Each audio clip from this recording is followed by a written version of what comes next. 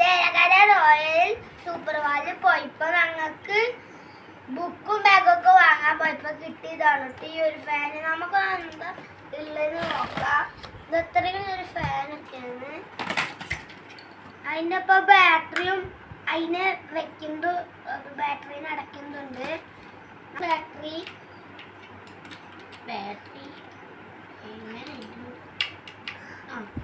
ഇട്ട് കഴിഞ്ഞു. നമുക്ക് ഇനി ഇതില് വെച്ചു കൊടുക്കാം. ഇതോടെ ഒരു ആപ്പിൾ ചിഹ്നുണ്ടാവും. അപ്പൊ ഇവിടെ ഒരു പുളുകുള എഴുത്ത് കാണും. ഇത് സ്ലോ ആണ് ഫസ്റ്റത്തെ.